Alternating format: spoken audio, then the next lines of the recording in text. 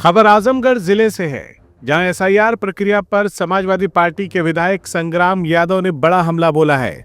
उन्होंने कहा कि प्रदेश में अघोषित तानाशाही चल रही है और मतदाताओं को भ्रमित किया जा रहा है।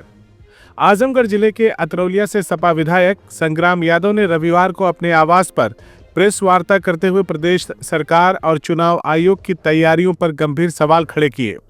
उन्होंने स्पष्ट कहा कि एसआईआर प्रक्रिया को बिना तैयारी और बिना ट्रेनिंग के शुरू कर दिया गया है, जिससे मतदाता सूची में भारी गड़बड़ी की आशंका है। विधायक ने आरोप लगाया कि बीएलओ को न तो सही प्रशिक्षण मिला है और न ही फॉर्म भरने की प्रक्रिया की स्पष्ट जानकारी दी गई है, जिसके कारण ग्रामीण क्षेत्रों में मतदाताओं में भ्रम की स्थिति पैदा हो गई है।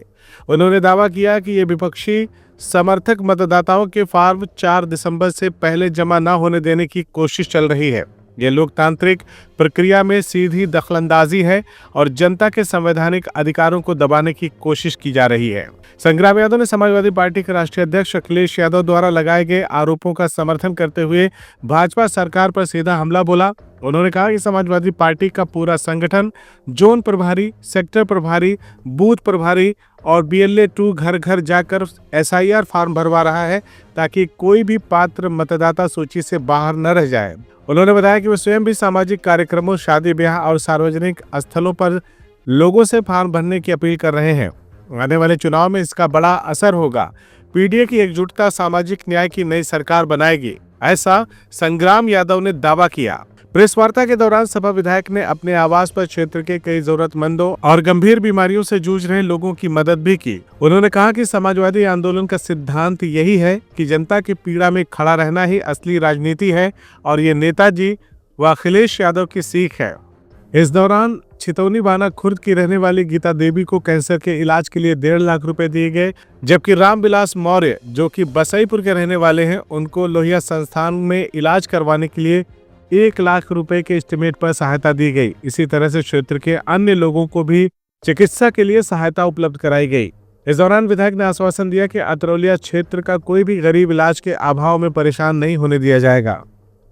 कल ही हम ये चेक वितरण करना चाहते थे, क्योंकि हमारे नेताजी की सोच थी कि तुम्हारा काम समाज के वो आखिरी व्यक्ति तक पहुँचे, जो गरीबी से जूझ रहा है, जो बीमारी से जूझ रहा है, जो लाचारी में है, जो बेकारी में है, जिसके इलाज में लाखों लाख खर्च हो रहा हो, वो खर्च उठाने में असमर्थ है। ऐसे लोगों के पास अगर तुम जाओगे और उनसे जुड़ोगे तो हमारी विचारधारा को समझेंगे। मैं आपके साथ बात साझा करते हुए मुझे खुशी है कि जिस कारवां को सदैव नेताजी ने शुरुआत किया था, उसको माननीय अखिलेश यादव जी ने ऊंचाइयों पर पहुंचाने का काम किया। बहुत विधायक निधि से उन्होंने कहा कि विधायक ऐसे आसाद बीमारियों से जूझते हुए लोगों की मदद कर सकता है। माननीय अखिलेश जी की प्रेरणा से, सदैव बाबू जी के मार्गदर्शन में मैं ये काम निरंतर करते आया हूँ। अभी कुछ दिन पहले किया था आपकी उपस्थिति में, आज भी कर रहा हूँ कि हमारे इस योजना से श्रीमती गीता जी हैं, ये छितौनी बना खुर्द गांव की हैं। इनको कैंसर रोग से पीड़ित हैं। इनको 1.5 लाख रुपए की आवश्यकता थी।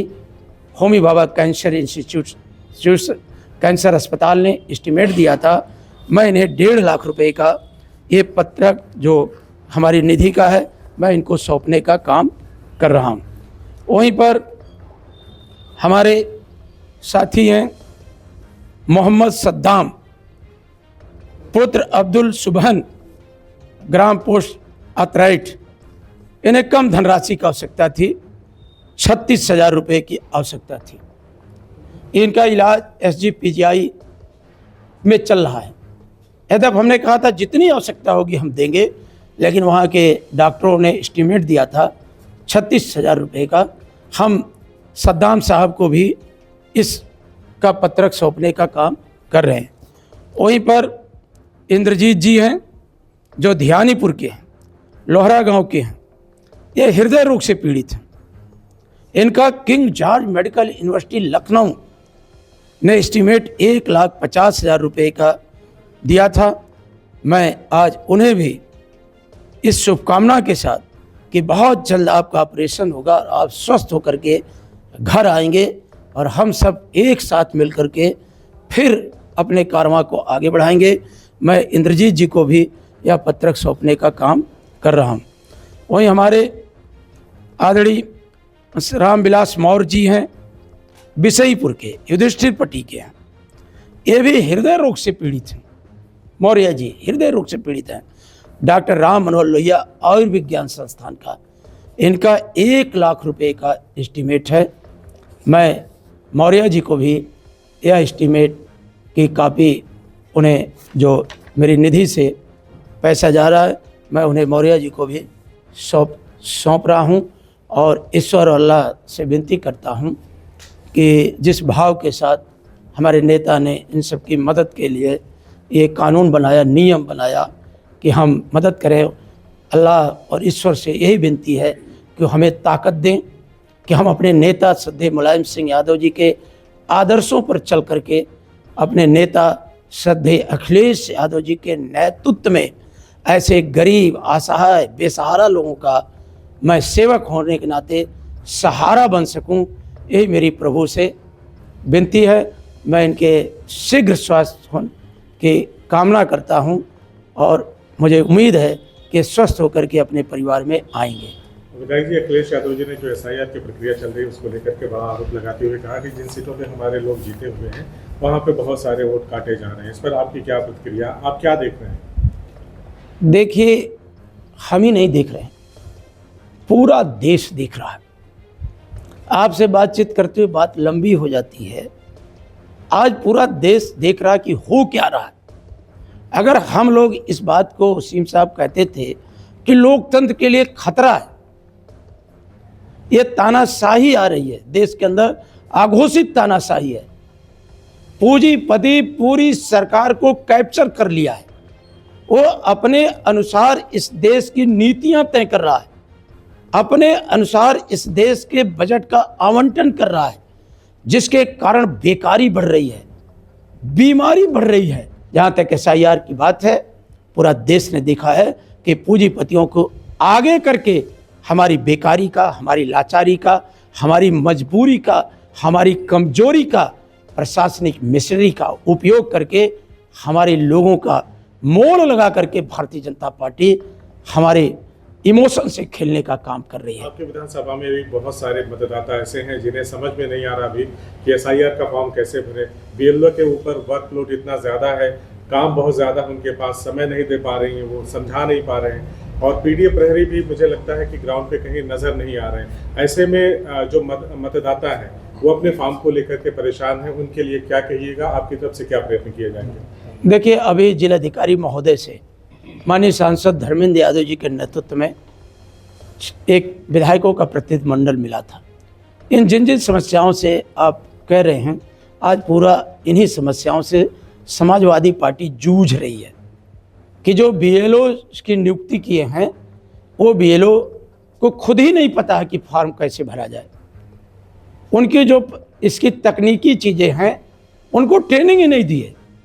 और ट्रेनिंग दिए तो जो हमारे BLA2 हैं, हम सबको सूचना भी नहीं दी है। और सूचना भी दिए भी तो जो हम पता किए तो कहीं 9 बजे रात को, 10 बजे रात को, कि ताकि ये उस ट्रेनिंग में शामिल ही ना हो सकें और इस तकनीकी जो खामियां हैं इसको समझ ना सकें।